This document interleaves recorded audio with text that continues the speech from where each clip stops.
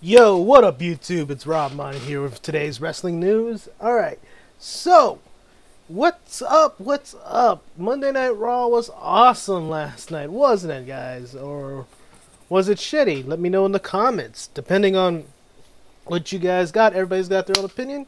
Let's share them, you know? As far as I could tell, I had no problem with last night's Raw. I mean, I thought it was a full, fresh card. I mean, when you look at it. When you look at it from another perspective, it's a really, really fresh card, in my opinion. First off, this whole thing with Drew McIntyre and Angel Garza. In fact, let me show you guys. Alright, to let you guys know where we're at. Yeah, this match with Angel Garza and Drew McIntyre was pretty freaking decent. I actually like that they're having Drew work with Andrade, Zelina Vega, Garza, and Theory at this point, because I think that's fresh. I really hope they go somewhere good with this. I didn't expect them to beat McIntyre because of the fact that, you know, Drew just became champion and they just started, so we'll see where that goes. Alright, and then on top of that, my favorite part of Monday Night Raw came with Apollo Crews defeating MVP. The fact this popped me on Raw this week, guys, was just awesome to watch. I mean, Apollo Crews defeated MVP. When was the last time you seen Apollo Crews have a real victory? And one that he actually earned, that actually spotlighted him, you know? And it was great to see MVP in action. I mean, to me, I'm a huge MVP fan. So for me to see this, that was great. That was a great match. That's probably my favorite match of the night. I know some people got other opinions, and I know some people's not going to agree with that, with my opinion on that one, but that was my favorite match of the night. Alright, and then Mysterio and Buddy Murphy also pulled off a classic. I felt like that was a very good match. I hope they push Murphy even more, you know, at this point. And as far as Mysterio, I think he needs one more title run. But that's my opinion. Charlotte went up against Kaden Carter.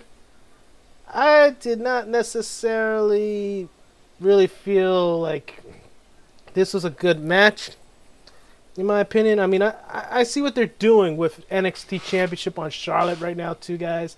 Is the fact that she is the NXT Women's Champion, and now all these NXT girls can come over onto Raw and get some exposure. I like that factor, but at the same time, I feel like Kaden Carter was such a lower name for Charlotte to be taken on. I think Bianca Belair would have been perfect, to be honest. Even speaking of Bianca Belair, she wrestled Santana Garrett. Which, by the way, Santana Garrett is a big name on the indie scene. So for her to be debuting on Raw against Bianca Belair, that was pretty cool. But at the same time, I feel like, man, they just squashed her, didn't they? They just squashed her with Bianca. I don't know. That's my opinion on that match.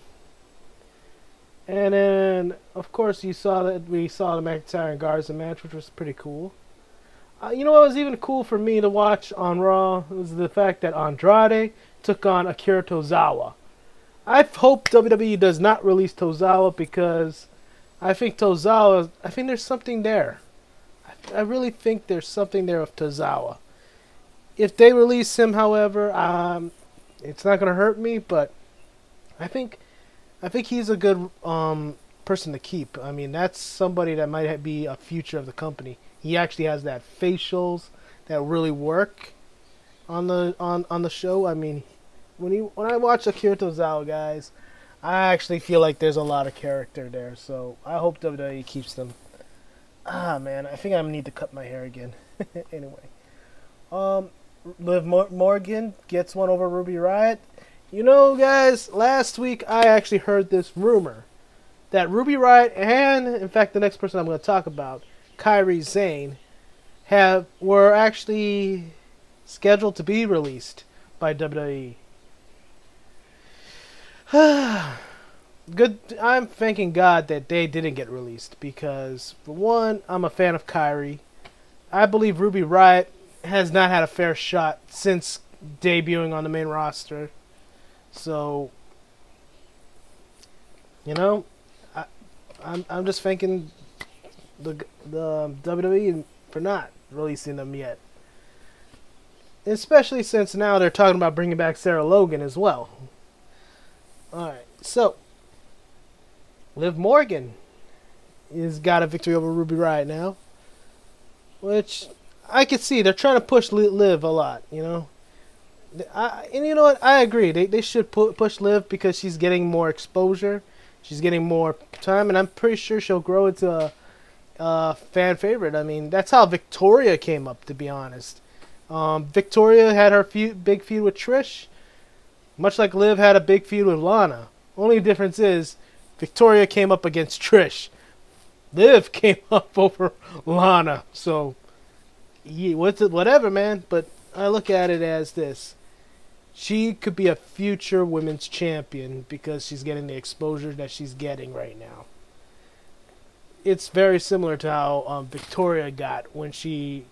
Because Victoria didn't get featured as like a main event until she won the title at WrestleMania 20, in my opinion. But here's the thing. She got over. Under the radar kind of over. So, we're going to be watching that.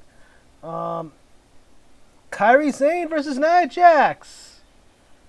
I don't think they're going to fire Kairi Sane, by the way, folks. I just feel like... What are they doing with her, in my opinion? That's my question. What are they doing with Kairi? It makes me bite my nails because I get nervous about it. But, they had her go up against Nia Jax last week to qualify for the Money Bank. They have her take on Nia Jax again. Obviously, you're using Nia Jax as the big heater, so you're going to squash Kairi. Yeah, I get it. But do it twice in a row. That is my least favorite thing on Raw tonight. I mean, last night. So, that's where it is. Alright? Oh, and then thing that is probably underrated in my opinion was the Ricochet, Cedric Alexander versus Shane Thorne and Brendan Vink match, which I think some people gotta check it out. I think they're gonna make a good tag team, both Ricochet and Cedric Alexander. I think they should become tag team champions. It keeps them on the radar too, guys. If you look at it, by having this match, it keeps them in the radar because now even though they're not getting a push, the fact that they're in a tag team, it helps saves their careers. Because, you know, a lot of people are saying that Vince has given up on them. Well, as long as they stay relevant within the division, whether it's tag division, singles division, cruiserweight division, doesn't matter. If they stay relevant in those divisions, Vince will have to push them eventually. And let me tell you this, the cream rises to the top, and I feel like Cedric Alexander and Ricochet will rise to the top. Because right now, we're seeing Murphy rise to the top as being a mid-card heel. And we're also seeing Ali getting his push. I really believe he's the hacker, by the way, guys. Alright, enough about Raw for this week. I think a lot of people are going to ask, am I going to do ratings on Monday Night Raws or like ups and downs? Kind of thing, like how What Culture does? No. Why? Because I remember listening to Bruce Pritchard and on Something to Wrestle With about 2 years ago, and he says Monday Night Raw is the commercial to the pay-per-view. It's the commercial to the house shows. So, yeah. Overall, until the pay-per-view happens, then I'll give a rating for a wrestling show. But as far as TV shows go, we are going to stick with just leaving it as is because I want to grow with the storylines, guys. To me, the storyline is what gets the matches over. The storyline is what gets the talent over because there we can see the promo, we can see the in-ring action that's telling the story, And then on top of that, we're seeing the overall, what is the guy's beef? That's my honest opinion. So that's why I'm not going to review or give Raw or SmackDown or NXT or Dynamite or even Impact on Access a rating. To me, it just doesn't make sense, because as much as people want to give the rating that way, it's just a commercial to the bigger match. It's the advertisement, folks. That's how I look at it. Alright. So, let's get to some real wrestling news, other than going over Raw. Alright. So, first things first, I wanted to cover, because I think this is going to be a big sigh of relief for wrestling fans, because apparently it has been told and leaked out that the Lashley and Lana storyline has been dropped. Now, let's basically look what it says here before I go into my opinion. It's like, the storyline between Bobby Lashley and Lana have been dropped. The couple teased a split for the last couple weeks on Raw, but now are on good terms without any issues. In fact, Bobby tweeted a photo of them at working out. So basically, look at those muscles, by the way, folks. Look at them muscles on Bobby freaking Lashley. How can you beat a black Adonis like that? My God. I'm looking at, if I was Brock Lesnar and I saw Bobby Lashley, I'm like, Vince, don't put me up against him. I don't want to end up in a wheelchair, Vince. I'm serious. Joking, guys. All joking aside. But, alright, so their storyline has been dropped. Bobby Lashley and Lana are cool. Which means in real life, Bobby Lashley and Rusev are cool. So, if you guys want to go that far, Illuminati exposed. Anyway, yeah, they're good for now. And quite honestly, I think that's fine. Just don't let Lana help out with Lashley in the match. I mean, she doesn't need to scream out loud at Bobby telling him what to do. To me, that's like you're making the guy, you're crippling him because you're making him, you know, seem pussy whipped in a way. And the fact of the matter is, I feel like Lashley should, just let Lashley dominate. Damn. Fuck. You could have a main event right there for next year's WrestleMania, and you won't need the title. Right there. Fuck. Vince McMahon. WWE. Wake up. You got dollar signs all around this. You can have Lana push and promote Bobby Lashley like you did Rusev against Cena. You can make her believe, make everybody believe that Bobby Lashley is so freaking dominant that when he faces Brock Lesnar, Brock Lesnar's got some shit to be worried about. Brock Lesnar should be scared. And in fact, I believe so. Brock Lesnar versus Bobby Lashley is the match I want to see. So, anybody listening to that suggestion, make it fucking happen. Lashley versus Lesnar. You don't need no Universal title. You don't need the World title. You can put it in a main event. I don't care. Fuck, let's make this match happen at WrestleMania next year, guys. Or SummerSlam, for that matter. That's a main event right there. Sorry, guys. Off my high horse right now, but I'm a huge Bobby Lashley fan.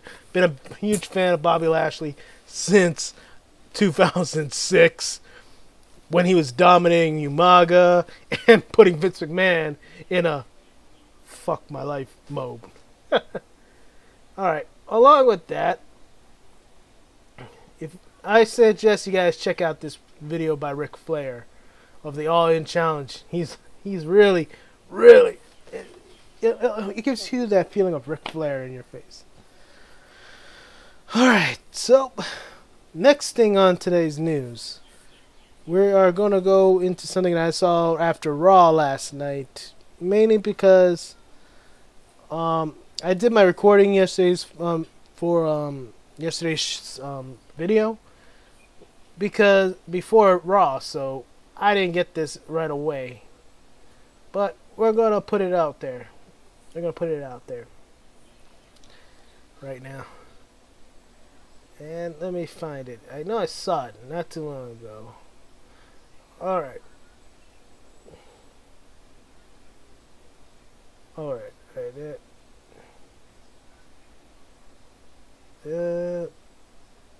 Well, we can go over that.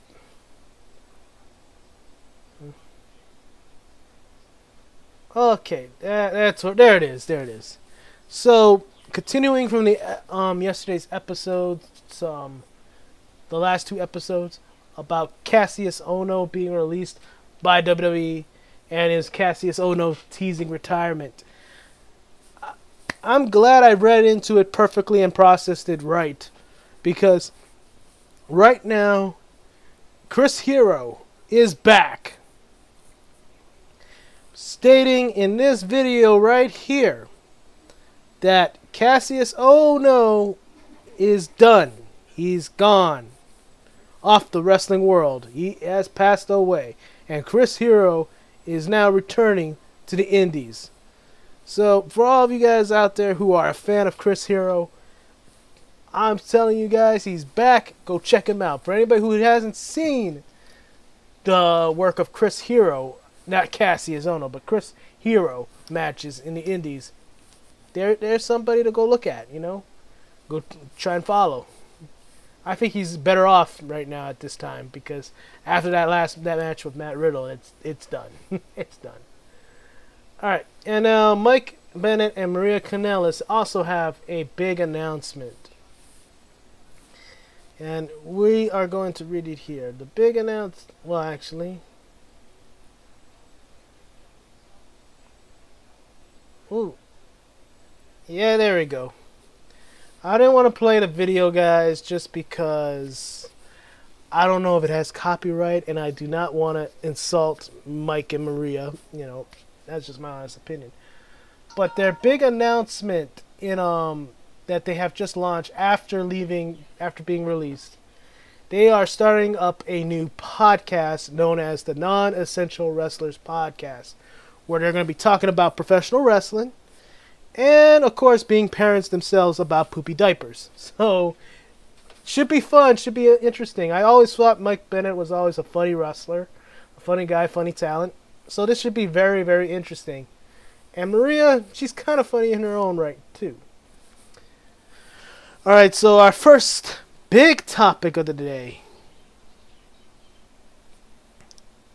Well, this is what I saw before Raw went on the air. And that is, Liv Morgan apparently had no plans. See, you guys just saw me promoting Liv Morgan not too long ago. But apparently, Liv Morgan, after her storyline with Lashley and Lana, had nothing else planned. So basically, she was supposed to be the lesbian lover of Lana. And she had everything else after that, nothing. Wow, how have things changed? I mean, they're using her more. She went over against Natalya at WrestleMania. She just beat Ruby Riott. I swear, guys, it's very Victoria-ish in my opinion, because Victoria, you know, after she got out of that big one with Trish Stratus, she went under the radar, but she still got over. And that's what I'm seeing here with Liv Morgan. I'm not saying they're going to be the same character or whatnot, but what I'm saying is Liv Morgan has a career that's having that pattern, you know, where she is up for 1 second, goes under the radar, and somehow still stays relevant. So, isn't that crazy, though? She had no plans, and now she's actually becoming a star. Alright. Another big news topic, which I'm going to have to bring, is this, because of the whole coronavirus thing going on. It is about the anonymous WWE employee tells Florida officials they're being forced to work TV tapings. So this is somebody who's probably working backstage, Might be a producer. No, I don't know if it's a producer. It might be somebody who might be on the writing team. Could be a cameraman. Could be people who are setting up the ring or setting up the technical support. But basically, what this local reporter John Alba has reported is that an employee named John, likely for John Doe, has basically made comments to Tuesday's Orange County board saying that they are being forced to work the WWE TV tapings despite the coronavirus stay-at-home orders. My comments on this is, do I see this happening? Well, if you're getting paid, you shouldn't even... For me, it's hard to say because I don't necessarily know what this person's going through, so I'm not going to go into it. If WWE is forcing their workers to work, I mean, that's a shit deal. But knowing Vince McMahon, he's probably pushing guys to work more because he wants to fulfill that commitment to the wrestling audience and be able to fulfill his commitments to all the sponsors and all. Like, if you look at it from Vince McMahon's point of view, he's going to have to try. He has a lot of commitment to fulfill, and basically closing down shop is not going to help his situation. And for him, that's not what he's planning to do. So that's just how it is. It's not a bad thing. It can be a bad thing, but it's not. I think this employee who is coming out and saying this is either one, feel like he's being forced to work just because it seems like there's so much hassle to get every show ready for every event, or there's so much hassle with the production of the thing. It's probably due to a lot of hassle. Because Vince McMahon, once he sets his mind to something, you start to say, I don't want to do this, he'll fire you. Seriously, he would fire you. Unless you have a legitimate reason, he will fire you. That's why with Roman Reigns at this moment, guys, he told the company he's not going to be appearing on the show until this whole thing is done with because he's compromised. That's a good example of a good excuse. If you're getting married next week and you need to take time off just to make sure you get your things in order right there for the wedding, then that's fine too. Right there, that's a good example. I think this guy might be either, like I said, he's overworked, feels overworked, and basically feels like it's all a hassle. Is kind of like, well, they're forcing me to be there. Might not be the case. You could just go and walk away and you're done. But yeah, either that or he's disgruntled. And there's a lot of people in WWE who get disgruntled really easy, from everybody from employees to talent to even board members. So just letting you guys know. I feel, not defending WWE if they are forcing him to work, but I feel like this guy is coming from his own opinion, in my opinion. It's too one-sided. Alright, so what else is next? Okay, also after Raw, they almost used Sarah Logan last night, guys. As you can see right here where I'm highlighting, WWE almost used Release Star last night. Like I told you guys yesterday, Sarah Logan was expected to be back in WWE soon, due to the fact that a lot of people have been pushing for them to bring her back. And I hope they do, because she's a great talent. And on top of that, I think it would be nice for her and her husband to be together on Raw. But what I'm going to say is this. Sarah Logan was going to actually be used last night on Raw until they started production, so they had to rewrite the plans because they remember that she's released. So that's a crazy thought right there. And it was last minute before they removed her from the show. Moving on to our next big topic of the day. The XFL is facing a lawsuit. Vince McMahon is now in another court case, folks. Like that would ever be the last one of it either, too. But many multiple media outlets are basically confirming that, like, I'll bring up the article here for you guys, that former XFL Commissioner Oliver Luck is basically suing the company due to the fact that Vince McMahon released that, they're calling it wrongful termination as what they are. That's their case. Now, could this be a thing? Okay, could be. But as we'll read this here before we go into discussion. The lawsuit was filed in Connecticut last Thursday. Luck stated that he's owed money by McMahon that he was guaranteed when he signed on back in May 2018. The contract also stipulated that Luck would be due the remaining balance if terminated without cause. Now Luck is looking to get paid the money he's owed. I'm going to say this, because I just saw a court case like this last week on YouTube, and it was Rick James versus Jack Turner or something. I think it was another magician named... It was James versus Turner. That's what it was. On Judge Joe Brown. And I know that's a TV show. And I know when you guys are thinking Rick James, you're like... But here's the thing. This is an easy case to solve. So, basically, Oliver Luck is looking to get the money that he's owed by Vince for his contract after being terminated and released by the WWE. I don't know what legal standings WWE can do to defend themselves at this point. I think the best way for Vince to get over this lawsuit real quick, because this seems like this is going to be a short case, is that Vince should just pay the guy his money.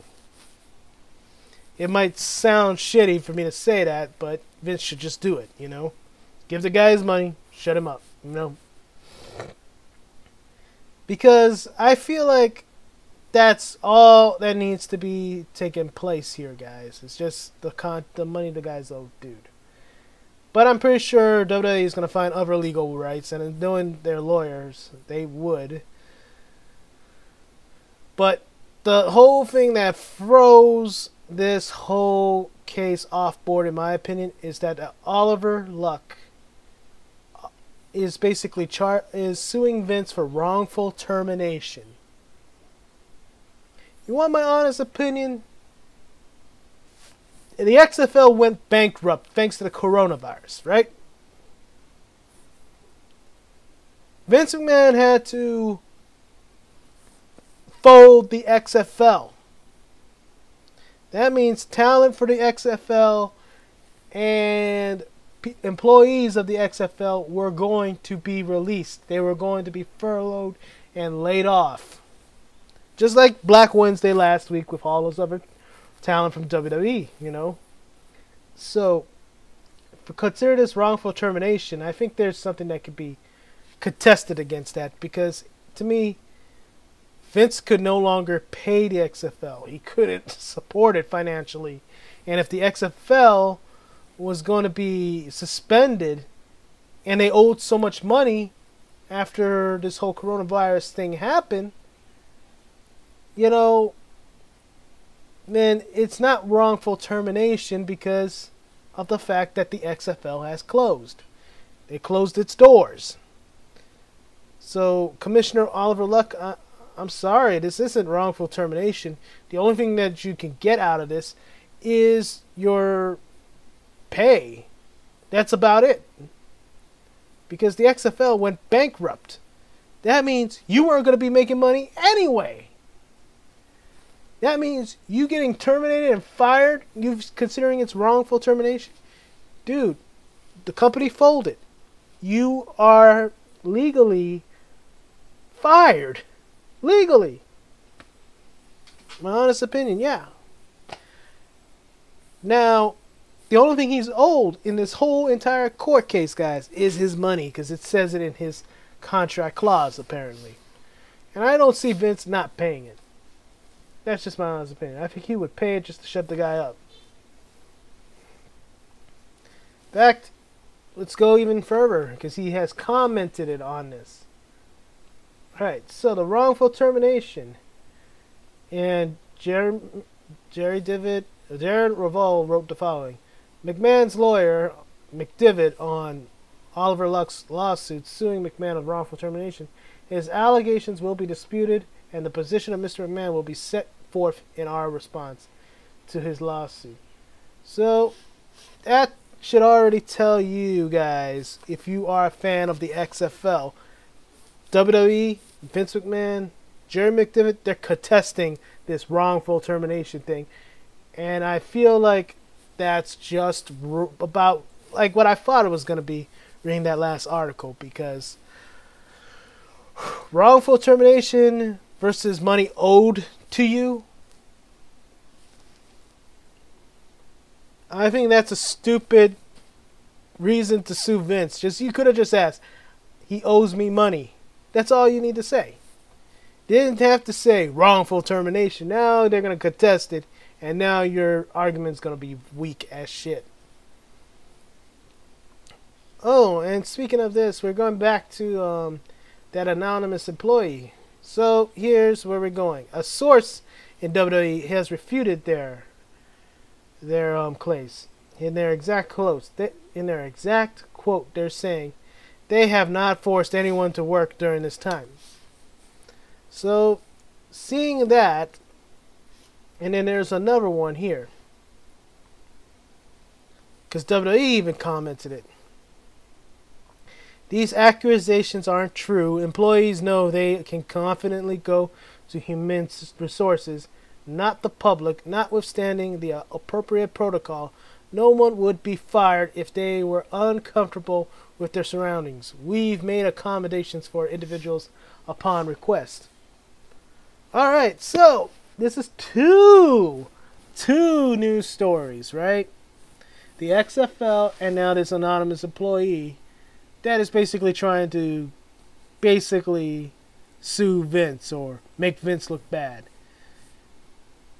Basically, I look at it as Vince should just pay the guy his money just to shut him up, because that's the least of his problems right now. I mean, you did make that contract stated in his clause, so that's all it is. Is he wrong for suing you for wrongful termination? I think you can contest that, because that is not wrongful termination. If you're going bankrupt and your contract is terminated due to that, I think that is very contestable. Now, as far as this anonymous employee goes, folks, like I said, I felt like there must be something that must be disgruntled about him, or he feels the pressure. And apparently, now they're saying it. It's like, hey, this is not true. He could have gone home if he wanted to. He wasn't going to get fired. All he had to do was talk to HR. So, in that case, right there, I find both Oliver Luck and the anonymous employee wrong. I do see Oliver Luck making a point, though, and I think Vince should pay him the money just to get him off his back. That's just my opinion. Alright. What else? Okay, Gronk is actually planning to make a return to the NFL, and his status with WWE is unknown.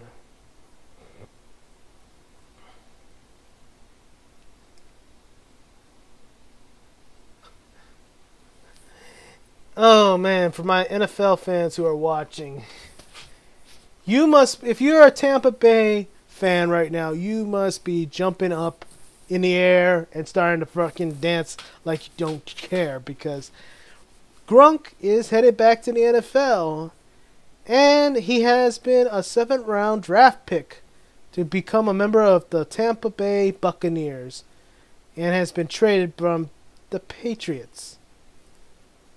Basically, the Patriots have traded Gronk to the Buccaneers. So, I'm guessing Tampa Bay next year is going to be Super Bowl champions. But it appears his run with WWE has been put on hold.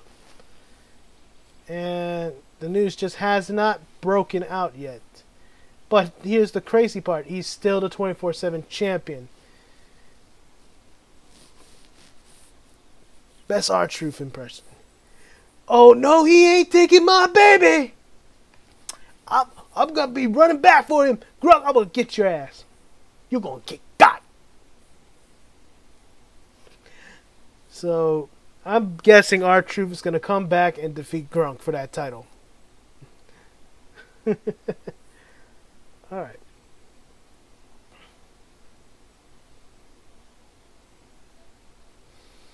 Alright, what else? Alright, we're going to go for two or three more articles. Alright.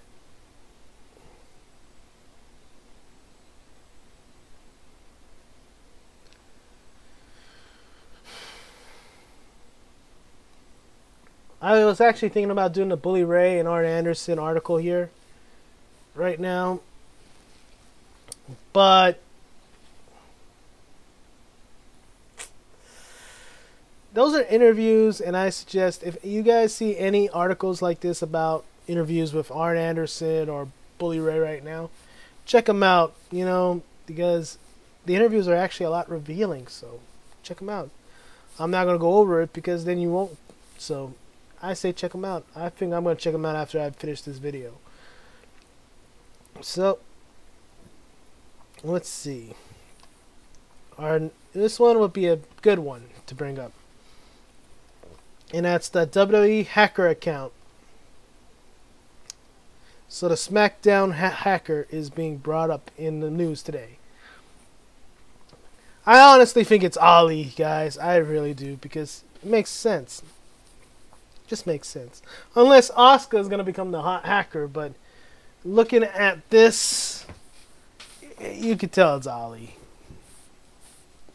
So what it says here is that WWE's new Twitter account for the WWE hacker is in fact an old Twitter account used for the 2010 Stand Up for WWE campaign.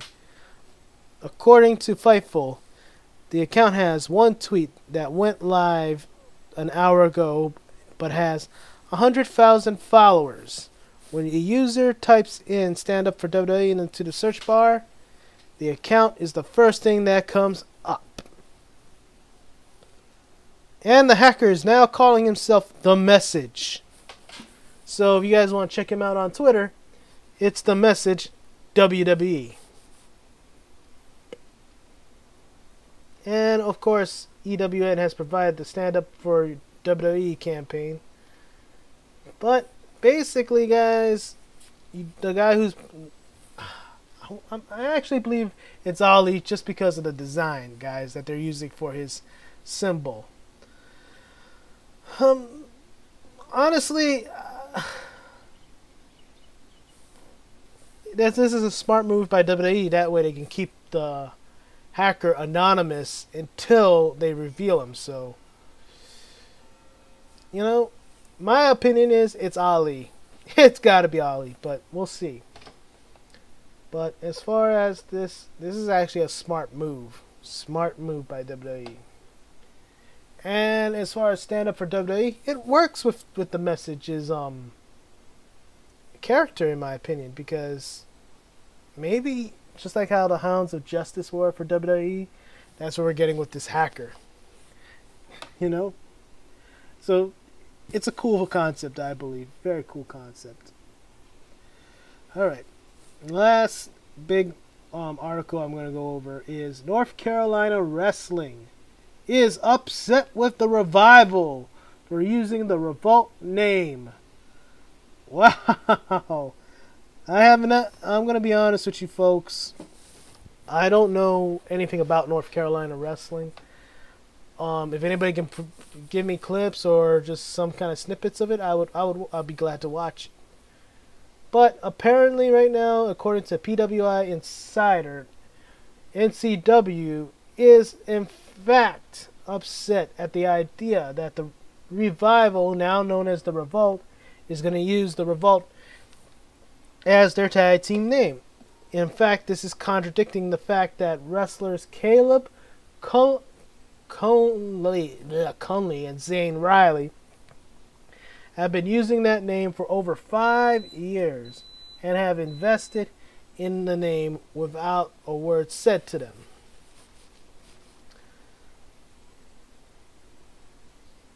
So what I'm going to say is, guys, the Revival is using an already taken tag team name.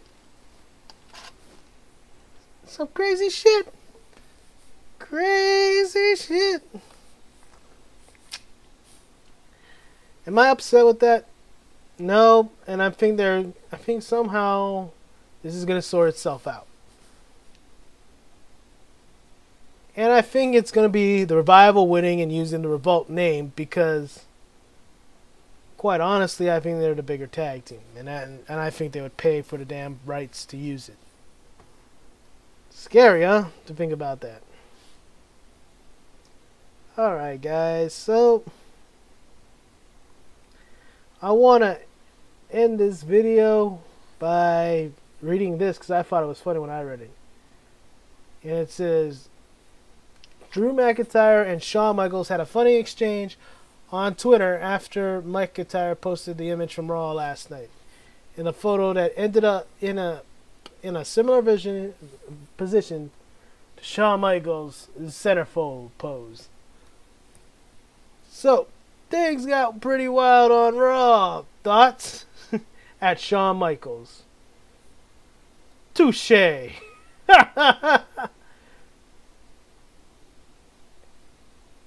And then, after Drew's challenge, and by the way, now Seth Rollins has accepted Drew's challenge.